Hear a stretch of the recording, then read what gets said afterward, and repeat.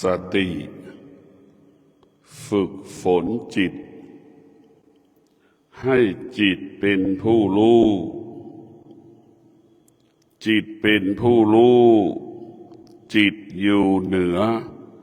เวทนาจิตอยู่เหนืออุปทานจิตอยู่เหนือความอยากจิตอยู่เหนือความคิดจิตอยู่เหนือความรู้สึกจิตอยู่เหนือความโลภ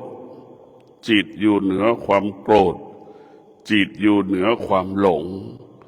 จิตอยู่เหนืออนิจจังทุกขังอนัตตาบุคคลที่ฝึกฝนจิตสภาวะจิตบุคคลนั้นอยู่กับพระธรรมโดยเฉพาะธรรมะภาคปฏิบัติฝึกฝนจิตให้จิตอยู่กับกายให้จิตรู้เรื่องรูปกับนามให้จิตอยู่กับกายให้จิตอยู่ในกายให้จิตอยู่กับปัจจุบันท่านทั้งหลายสภาวะจิตของคนทั่วไปนั้นจิตออกนอกกายเหมือนนกบินกลางอากาศจิตมันออกนอกกายเหมือนแมลงวันบินมาทิศทั้งสี่จิตมันออกนอกกายเหมือนลิงกระโดดโลดเต้นไม่มีวันจบสิ้นเมื่อจิตออกนอกกายก็ทำให้ใจบุคคลผู้นั้นกังวลเมื่อจิตอยู่นอกกายจะทำให้จิตบุคคลผู้นั้นเป็นทุกข์เกิดความทุกข์ทั้งสิ้นเพราะฉะนั้นพวกเราทั้งหลายเราฝึกฝนจิตให้จิตนั้นรู้เรื่องธรรมะรู้เรื่องธรรมชาติเช่นธรรมชาติเป็นเหตุให้เกิดตัวรู้ธรรมชาติเป็นเหตุให้เกิดตัวรู้ธรรมะให้เป็นเหตุให้อยู่เหนือสิ่งที่เรารู้ธรรมะก็คือสติสติก็คือจิตที่เราฝึกฝน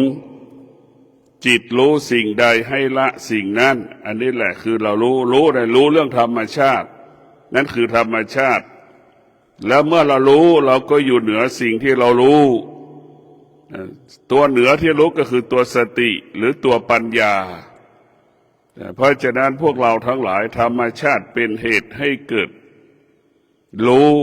แล้วก็ให้ธรรมะให้เราอยู่เหนือสิ่งที่เรารู้เมื่อสิ่งใดที่เป็นธรรมชาติเกิดขึ้นปรากฏจิตที่ฝึกก็จะไม่ตอบสนองจิตที่เป็นผู้รู้ก็ไม่ตอบสนอง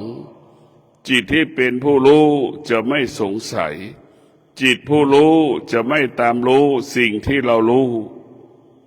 จิตเมื่อเราฝึกจิตเราเป็นจิตผู้รู้เราจะอยู่เหนืออาการของอารมณ์ของจิตเราความรู้สึกที่พอใจก็ไม่เกิดถึงแม้เกิดเราก็อยู่เหนือมันเมื่อจิตเป็นผู้รู้จิตก็จะอยู่เหนืออารมณ์อยู่เหนือความรู้สึกอยู่เหนือความคิดเมื่อเราฝึกจิตเป็นจิตผู้รู้สุขเกิดเราก็อยู่เหนือมันทุกข์ปรากฏก็อยู่เหนือมันสุขสำแดงเราก็อยู่เหนือมันทุกข์สำแดงเราก็อยู่เหนือมันความพอใจสำแดงอาการเราก็อยู่เหนือมันความไม่พอใจสำแดงอาการเราก็อยู่เหนือมันเราจะต้องอยู่เหนือมันทั้งสิ้นการฝึกจิตให้จิตเราอยู่เหนือความโลภความโกรธความหลงเมื่อเรารู้ว่าสิ่งที่เรารู้มันเป็นอนิจจังทุกขังอนัตตาสิ่งที่เรารู้มันเป็นธรรมชาติเราจะไม่ตกอยู่ใต้อำนาจของธรรมชาติทุกวันนี้บุคคลที่ไม่ได้ฝึกจิต คนส่วนมากของโลกก็ตกอยู่ใต้อำนาจของธรรมชาติตกอยู่ใต้อำนาจของเขาว่าความทุกข์ความสุขตกอยู่ใต้อำนาจสิ่งเหล่านี้ทั้งหมดทั้งสิ้นแล้วก็ธรรมชาติได้ทำให้เราทุกข์ทรมานลำบากเพราะเราเข้าไปยึดติดธรรมชาติแล้วว่ารู้แล้วไปยึดติดสิ่งที่เรารู้มันก็จะหาข้อยุติไม่ได้รู้แล้วไปยึดติด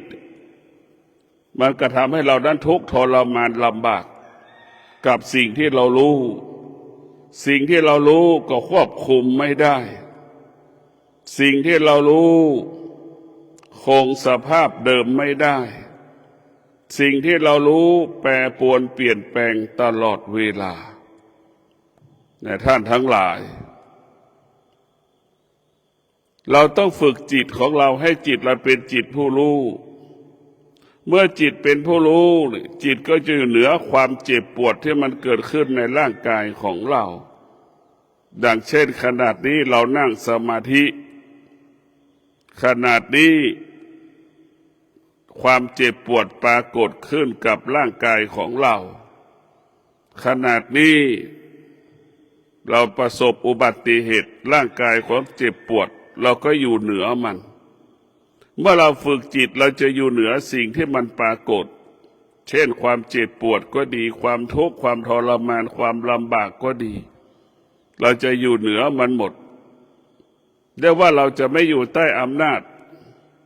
สิ่งที่มันปรากฏทางกายทางจิต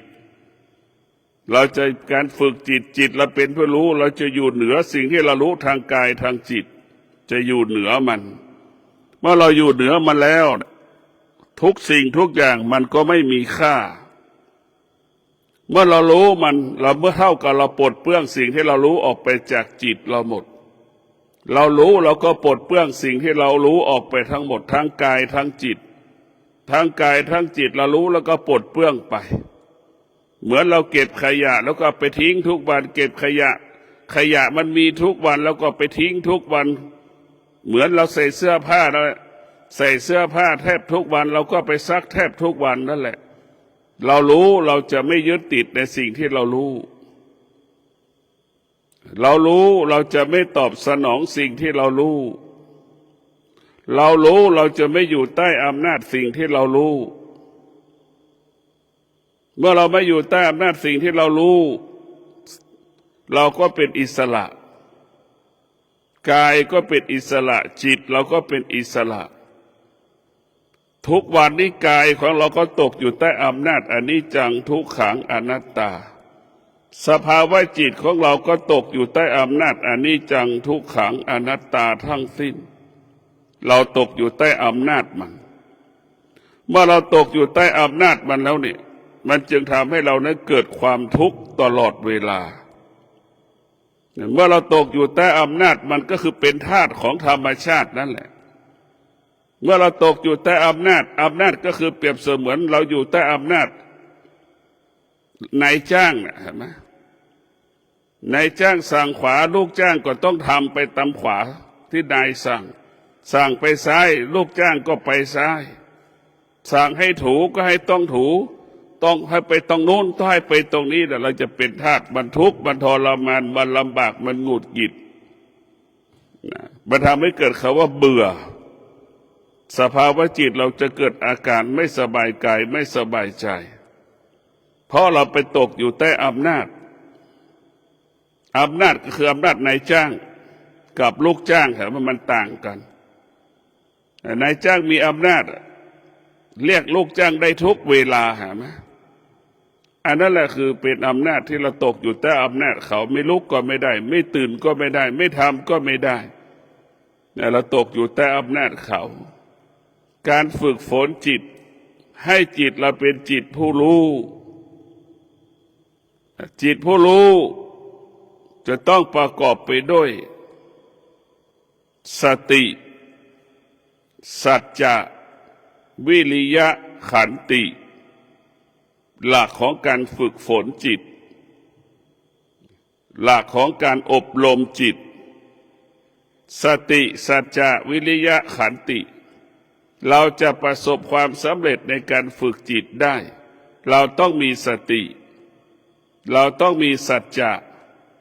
เราจำเป็นต้องมีวิริยะภาคเพียรเราจึงเกิดคำว่าเราต้องมีคำว่าอดทนสิ่งเหล่านี้มันเป็นหลักของการพัฒนาโลกิยะเป็นหลักของการพัฒนาคนที่จะบริหารประสบความสำเร็จได้ก็ต้องประกอบไปด้วยสติสัจจะวิริยะขันติเช่นสำนักวิปัสสนาทางสายเอกหลวงปู่มั่นตีสามครึ่งเราตีระฆังนี่คือสัจจะเราจะต้องตื่นตีสามครึ่งทุกวันตี3:50เราจะต้องสวดมนต์เช้าทำวัดเช้าเนี่ยคือหลักของเราเนี่ยทำทุกอย่างให้มันเป็นปกติสติมันก็จะปลุกให้จิตเราตื่นถึงเวลาแล้วสวดมนต์แต่มันจะต้องตื่นถึงเวลาแล้วตื่นสติมันก็เตือนจิตจิตมันต้อนรับเมื่อจิตมันต้อนรับมันก็ตรงต่อเวลามันจะตื่นตรงต่อเวลา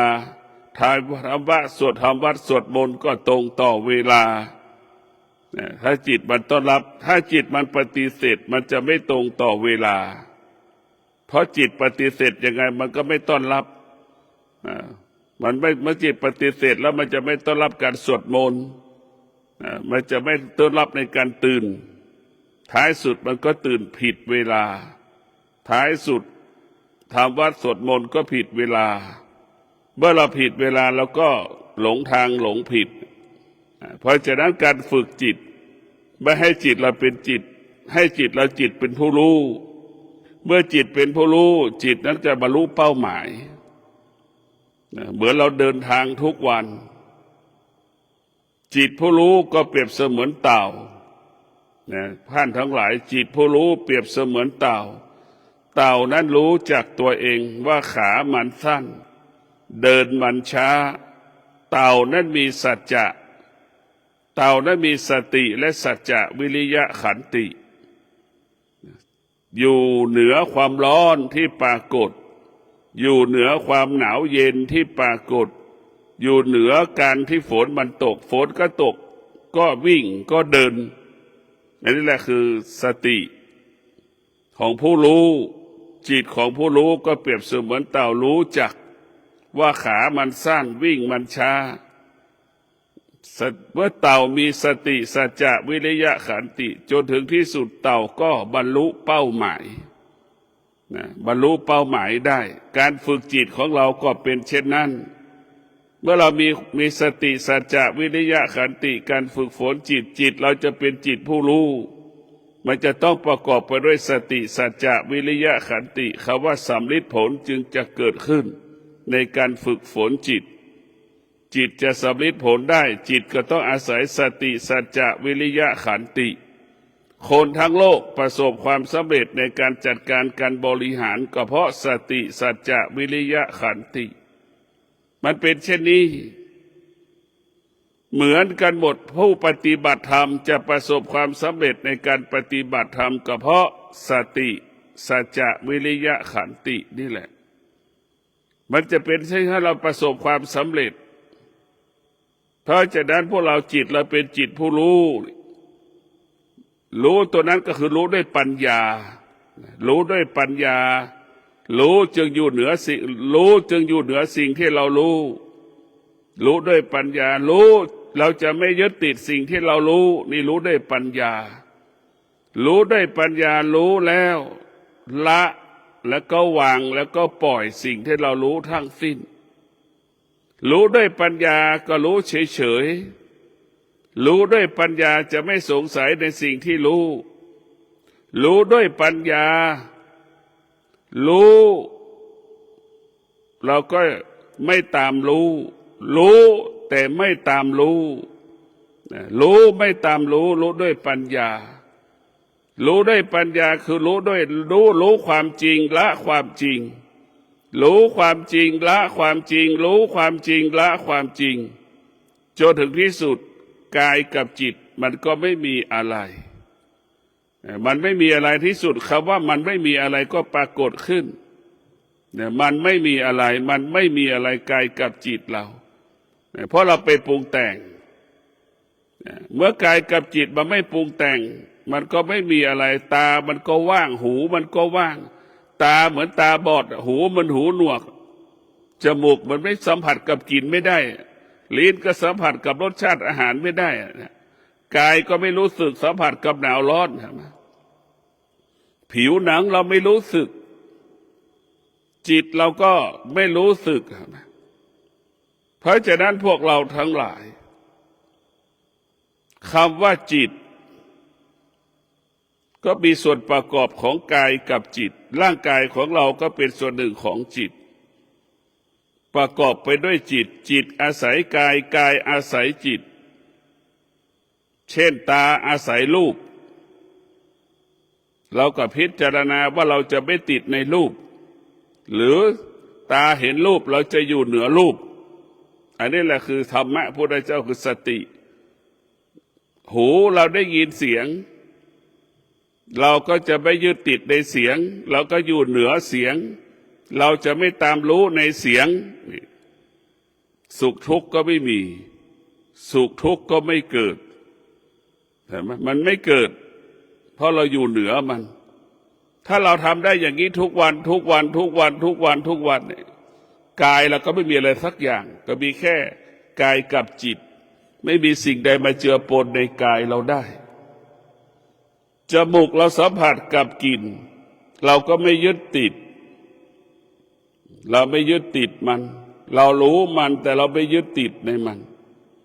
นี่และตรงนี้เรามาเป็นจิตส่วนหนึ่งจิตมันก็ว่างกายมันก็ว่างจมูกก็เป็นเช่นนั้นเราสัมผัสกับรสจลิ้นก็สัมผัสกับรสชาติอาหารก็เป็นเช่นนั้นแหละเราไม่ยึดติดมันเรารู้มันแต่เราอยู่เหนือมันเรารู้มันเราอยู่เหนือมันรู้มันอยู่เหนือมันท้ายสุดเราก็กลายเป็นจ็อกกี้ควบคุมสิ่งที่เรารู้ได้ตัวรู้ก็คือตัวม้าตัวม้าก็คือตัวกิเลสตัวม้าก็คือตัวความโลภความโกรธความหลงเราอยู่เหนือมันก็คือสติกับปัญญาจึงกำหนดควบคุมสุขที่เกิดได้ทุกข์ที่เกิดได้เราจึงกำหนดควบคุมความโลภความโกรธความหลงที่ปรากฏเราจึงควบคุมได้ความคิดปรากฏเราก็ควบคุมมันได้เหมือนหลังเราขี่หลังม้าจ็อกกี้ขี่หลังม้า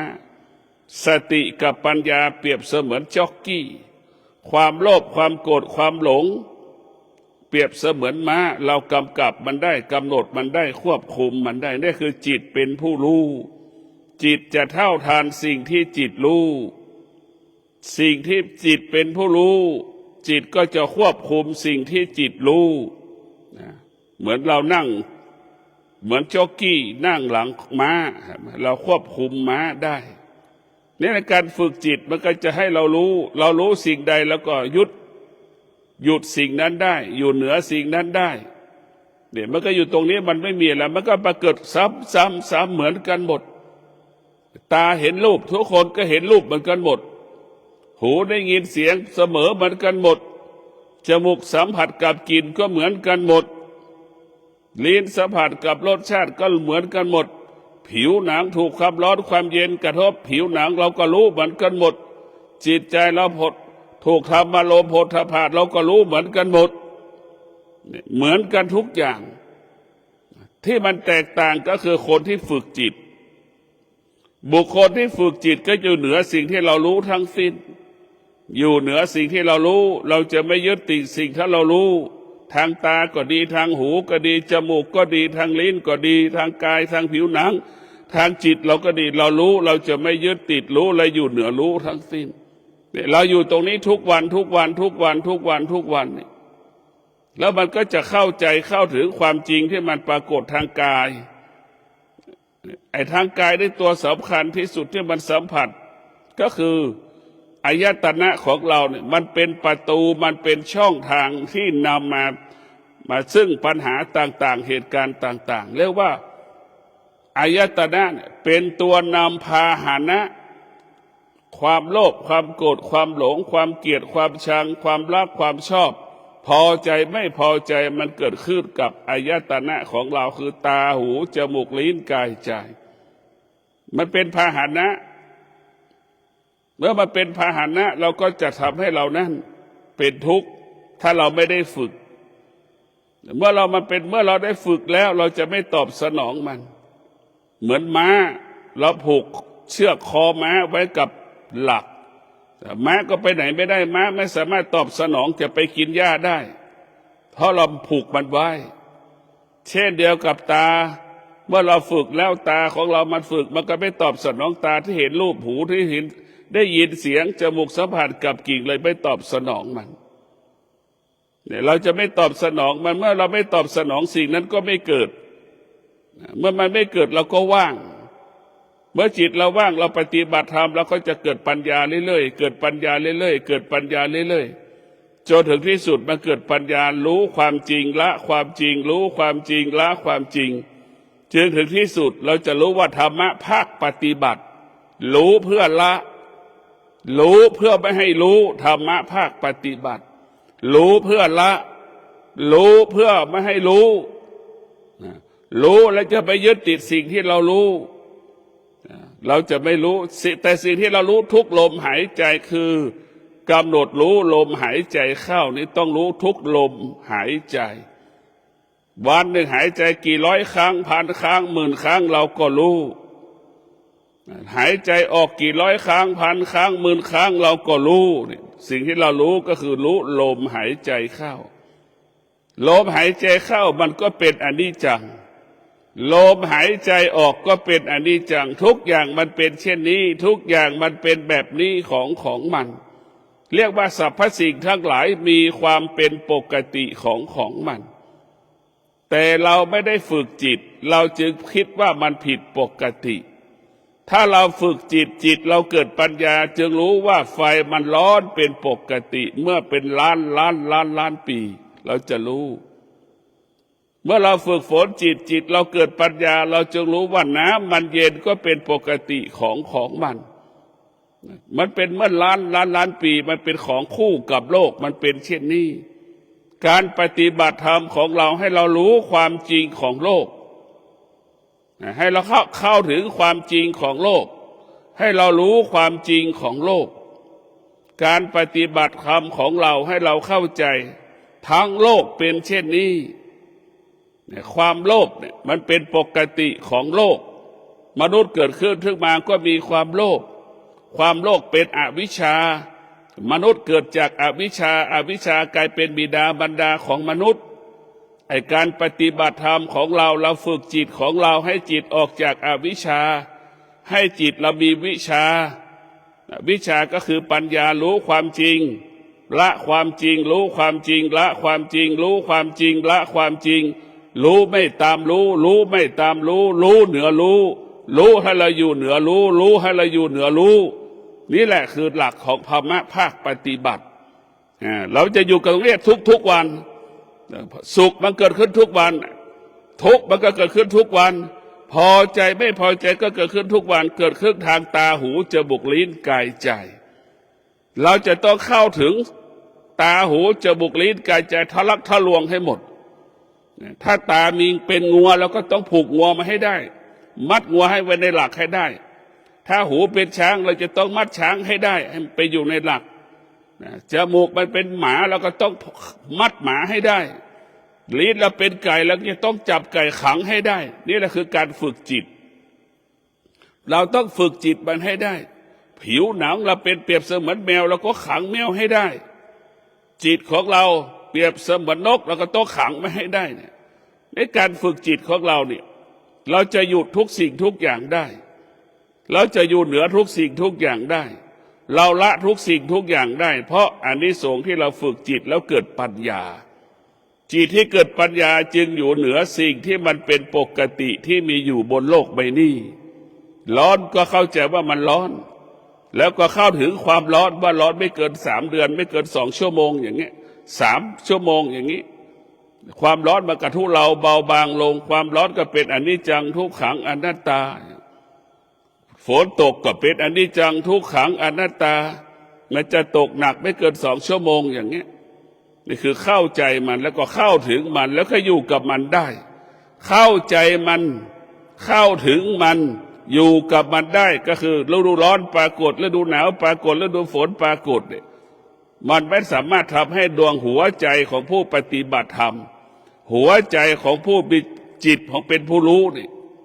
จิตเป็นผู้รู้จึงอยู่เหนือการเปลี่ยนแปลงของฤดูร้อนฤดูหนาวฤดูฝนฤดูร้อนฤดูหนาวฤดูฝนไม่มีค่าไม่มีความหมายสำหรับจิตของผู้รู้จิตผู้รู้จึงอยู่เหนือการเปลี่ยนแปลงที่มันปรากฏขึ้นในโลกสิ่งที่มันปรากฏขึ้นในกายของเราแต่ท่านทั้งหลายต้องพิจารณาว่าธรรมะของพระพุทธเจ้านั้นไม่ว่าในเรื่องกายเรื่องว่าในเรื่องรูปเรื่องนามสุขก็เป็นของที่ไม่มีค่าสำหรับจิตเป็นผู้รู้ทุกข์ก็ไม่มีค่าถ้าจิตเป็นผู้รู้จิตเป็นผู้รู้จิตทุกข์ก็ไม่มีค่าไม่มีค่าแล้วก็ขอฝากให้เราได้มีพิจารณาว่าชีวิตของเราตกอยู่ใต้อำนาจที่เรารู้ทั้งหมดเพราะเราไม่ได้ฝึกจิตตรงกันข้ามผู้ที่ฝึกจิตจะอยู่เหนือสิ่งที่เรารู้ทั้งสิ้นเรียกว่าจิตเป็นผู้รู้จิตจะไม่เป็นทาสของธรรมชาติธรรมชาติก็ประกอบไปด้วยความโลภความโกรธความหลงความอยากกิเลสตัณหาราคะความสุขความทุกข์เป็นธรรมชาติถ้าเราฝึกจิตแล้วจิตเราเป็นจิตผู้รู้เราก็อยู่เหนือสิ่งเหล่านี้เพราะสิ่งเหล่านี้ไม่มีค่าไม่มีความหมายสำหรับเราเพราะฉะนั้นพวกเราทั้งหลายเรามีสติฝึกฝนจิตเรามีสติพัฒนาจิตเรามีสติที่จะอบรมจิตจิตของเราจะเป็นจิตของผู้รู้เมื่อจิตเป็นผู้รู้แล้วจิตนั้นสงบกายนั้นสงบท้ายสุดสภาวะจิตผู้ที่ฝึกจิตจะเหมือนก้อนหินร่างกายก็เหมือนก้อนหินจะเหมือนคนจะมาเหยียบย่ำก็ไม่สะเทือนไม่หวั่นไหว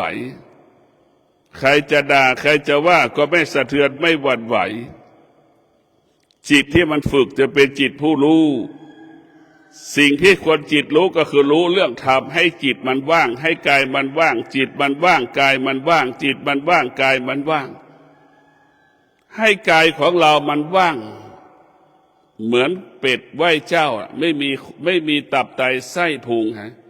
ให้มันว่างแบบนั้นแหละให้มันว่าง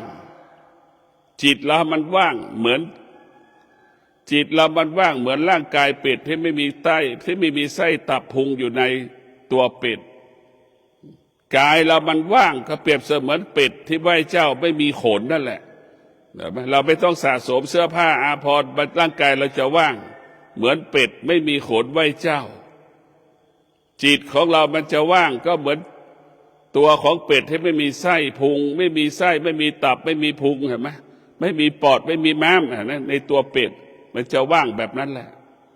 เนี่ยมันจะไม่มีสิ่งใดร่างกายเป็ดก็ไม่มีขนนั่นแหละคือกายเรามันว่างเป็นเช่นนั้นเพราะฉะนั้นพวกเราทั้งหลายเราฝึกฝนจิตให้จิตเราเป็นจิตผู้รู้จิตก็จะมีสติอยู่กับปัจจุบันอยู่กับปัจจุบันเช่นเรานั่งสมาธิเราก็รู้อาการของการนั่งสมาธิรู้อารมณ์ของสมาธิ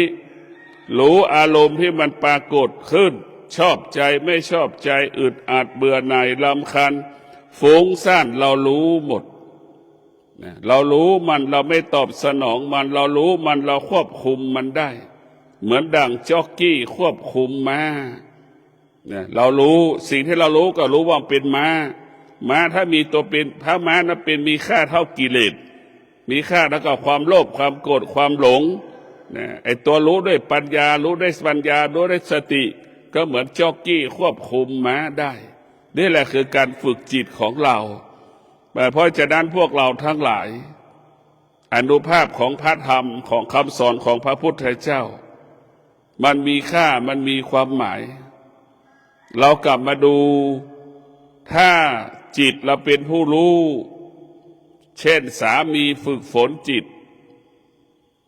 สามีฝึกฝนจิต จิตสามีเป็นจิตผู้รู้สามีผู้นั้นจะอยู่เหนืออารมณ์ของตนเองอยู่เหนืออารมณ์ของภรรยาตนเองอยู่เหนืออารมณ์ของลูกอยู่เหนือเหตุการณ์ต่างๆที่เราประสบอยู่ทุกวันทุกวันทุกวันเช่นเดียวกับภรรยาฝึกฝนจิตเป็นผู้รู้ภรรยาก็อยู่เหนือสิ่งที่เรารู้ภรรยาก็จะอยู่เหนืออารมณ์ความรู้สึกที่สามีสำแดงอาการอย่างนี้เราฝึกจิตเราก็จะรู้ในอนุภาพของการฝึกจิตถ้าเราอยู่เหนือความคิดของตนเองอยู่เหนือความคิดของตนเองอยู่เหนือความรู้สึกของตนเองเมื่อเราฝึกจิตถึงแม้เราจะไม่ไปนิพพานมันก็เป็นประโยชน์มันเป็นประโยชน์ให้กับครอบครัวของเราครอบครัวของเราจะเกิดคำว่าสงบอย่างน้อยเราฝึกฝนจิตเราจะสร้างความอดทนให้เกิดขึ้นทางตาเราสร้างความอดทนให้เกิดขึ้นทางหูเราสร้างความอดทนเกิดขึ้นทางจมูกเราสร้างความอดทนเกิดขึ้นทางลิ้นเมื่อเราสร้างความอดทนขึ้นทางผิวหนังทางกายของเราทางจิตของเราเมื่ออายตนะเราสัมผัสถูกต้องความอดทนก็จะไปควบคุมในความอดทนไปควบคุมแต่มันก็ไม่ตอบสนองอย่างนี้มันก็ปกตินี่แหละคืออานุภาพของธรรมะเช่นสามีภรรยาได้ฝึกฝนจิตสามีภรรยาก็จะมีสติคือมีความอดทนเมื่อตาเห็นรูปหูได้ยินเสียงจมูกสัมผัสกับกลิ่นลิ้นชิมรสกายผิวหนังเราสัมผัสความหนาวเย็นร้อนก็ดีจิตเราสัมผัสก็ดีเนี่ยมันจะไม่ตอบสนองใช่ไหมในการฝึกฝนจิตเมื่อสามีมีความอดทนสามีก็จะมีความสงบก็เกิดขึ้นในใจสามีความสงบก็จะเกิดขึ้นในกับครอบครัวนะสามีมีความอดทนสามีกายสามีก็สงบจิตก็สงบเมื่อสามีมีความอดทนแล้วนี่จะเกิดผลส่งผลให้กับภรรยาให้กับครอบครัวนั้นอยู่เย็นเป็นสุขแต่ถ้าสามีไม่ได้ฝึกจิตสามีนั้นจะไม่อดทนเมื่อไม่อดทนจะทำให้ครอบครัวนั้นเกิดความทุกข์ทำให้ครอบครัวนั้นเกิดปัญหาเพราะฉะนั้นธรรมะของพระพุทธเจ้าว่าด้วยเรื่องการดำเนินชีวิตของมนุษย์แต่ละวันให้ถูกต้องชอบธรรมให้ถูกต้องชอบธรรมให้ถูกต้องเป็นธรรมถูกต้องเป็นธรรมถูกต้องเป็นธรรมเกิดความเป็นธรรมในแต่ละวันก็พอแล้วอันนี้ถ้าลูกก็เหมือนกันถ้าลูกฝึกฝนจิตเป็นผู้รู้ลูกไปทำงานลูกก็จะอดทนต่อปัญหาอุปสรรคที่เกิดขึ้นสถานที่เราทำงานเมื่อเราอดทนเราก็จะเกิดคำว่าปกติเมื่อเราอดทนเราก็ชนะเราก็สำเร็จปัญหาต่างๆที่มันเกิดขึ้นกับชีวิตของเราเพราะฉะนั้นพวกเราทั้งหลายทุกครอบครัวควรฝึกฝนอบรมจิตถ้าคนทุกคนในครอบครัวฝึกฝนจิตอบรมจิตนั้นจะมีความอดทนเมื่อคนทุกคนมีความอดทนความสงบก็เกิดขึ้นในครอบครัวนั้นครอบครัวคนทุกคนมีความอดทนเมื่อแม่พูดลูกก็ไม่ตอบสนองสงบนิ่งสามีพูดภรรยาก็สงบนิ่งมันจะเป็นเช่นนี้แต่พวกเราทั้งหลายความอดทนนี่มันจะนำไปซึ่งความสงบในธรรมะของพระพุทธเจ้าแม้กระทั่งผู้ปฏิบัติธรรมมีความอดทนก็จะทำให้ผู้ปฏิบัติธรรมนั้นสงบทำให้ผู้ปฏิบัติธรรมนั้นมีความสุขความสงบจะพัฒนามาเป็นความสุขเพราะว่าเช่นหัวหน้าครอบครัวมีความอดทนทำงานประสบความสำเร็จก็ได้เงินมาเลี้ยงครอบครัวนั่นคือความสุขของหัวหน้าครอบครัวทำให้ครอบครัวนั้นมีกินมีใช้เหลือกินเหลือใช้ทำให้ครอบครัวนั้นอุดมสมบูรณ์ไปด้วยทรัพย์สมบัติและปัจจัยสี่อันนี้แหละคืออานุภาพของความอดทนธรรมะของพระพุทธเจ้าให้เราดำเนินชีวิตด้วยธรรมะเนี่ยมันจะมีแค่นี้ไม่ต้องมีเรื่องอื่นอดทนเนี่ยเป็นธรรมมันอยู่ในเป็นธรรมะ นะไอ้ปัญหาอุปสรรคแล้วมันเป็นเรื่องของธรรมชาติการฝึกจิตให้จิตเราอยู่เหนือธรรมชาติคือง่ายที่สุดนะถ้าเป็นพระปฏิบัติการฝึกจิตให้อยู่เหนืออารมณ์ของตนเองอยู่เหนือความคิดของตนเองนะการฝึกจิตของธรรมะภาคปฏิบัติให้อยู่เหนืออนิจจังทุกขังอนัตตาทางกายทางจิตเนี่ยแค่สองคำนี้จบอะไรจะเกิดขึ้นทางกายทางจิตแล้วก็เข้าใจว่าเป็นอนิจจังทุกขังอนัตตาเราจะไม่เข้าไปยึดติดเราจะไม่เข้าไปรู้เราจะอยู่เหนือมันก็จบนี่คือธรรมะภาคปฏิบัติจะอยู่แค่กายกับจิตอะไรกระทบกายกับจิตก็เข้าใจว่าเป็นอนิจจังทุกขังอนัตตาเมื่อเรารู้ว่ามันเป็นอนิจจังทุกขังอนัตตาเราก็รู้แล้วก็อยู่เหนือสิ่งที่เรารู้แล้วก็ไม่ตอบสนองสิ่งที่เรารู้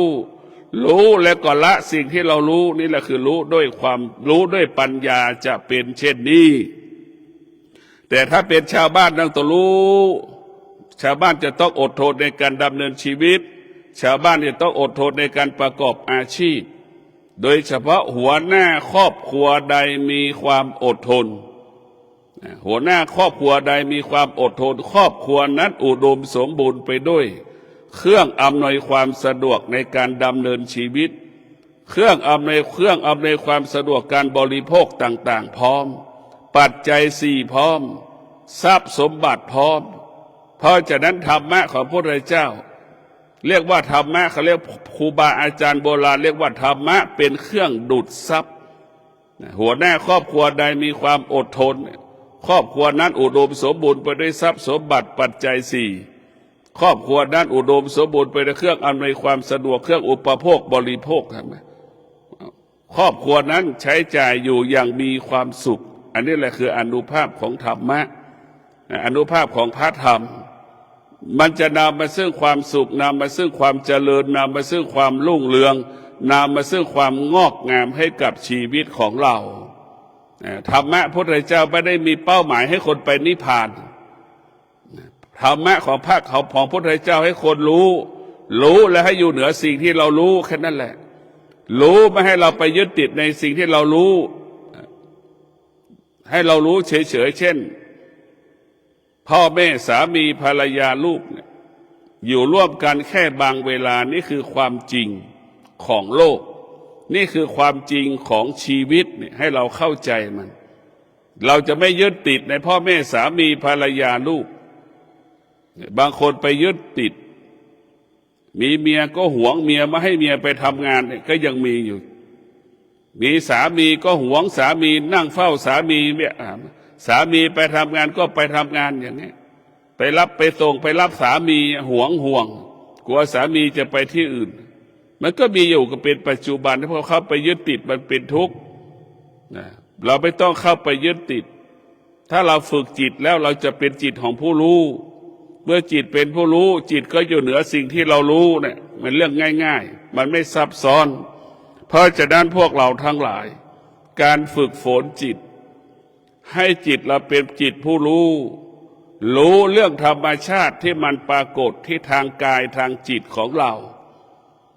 การฝึกฝนจิตให้จิตเราเป็นจิตผู้รู้ว่าธรรมชาติทั้งระบบที่มันปรากฏขึ้นนอกกายปรากฏขึ้นในกายปรากฏขึ้นที่จิตมันเป็นอนิจจังทุกขังอนัตตาเมื่อเรารู้ธรรมชาติปรากฏที่กายที่จิตเรารู้ว่าธรรมชาติปรากฏที่กายที่จิตเราเป็นผู้รู้เราก็อยู่เหนือมันเราจะไม่เข้าไปยึดติดในสิ่งที่เรารู้ดังคำว่าจิตรู้สิ่งใดให้ละสิ่งนั้นจิตรู้สิ่งใดให้อยู่เหนือสิ่งนั้นจิตรู้สิ่งใดให้จิตละสิ่งนั้นรู้ไม่ตามรู้ไม่ตามรู้สุดท้ายรู้ความจริงละความจริงรู้ความจริงละความจริงสิ่งที่ร่างกายครอบครองสิ่งที่จิตครอบครองให้มันเหลือแค่รู้ลมหายใจเข้าให้เหลือแต่รู้ลมหายใจออกให้มันรู้หายใจสั้นรู้ให้รู้หายใจหยาบก็รู้หายใจเข้าออกก็รู้ เข้าก็รู้ ยาวก็รู้ สั้นก็รู้ ให้เรารู้เรื่องการหายใจ ก็ขอให้ท่านทั้งหลายรู้ลมหายใจเข้า รู้ลมหายใจออก ชีวิตเรางอกงามตลอดกาลเวลาขอเจริญพร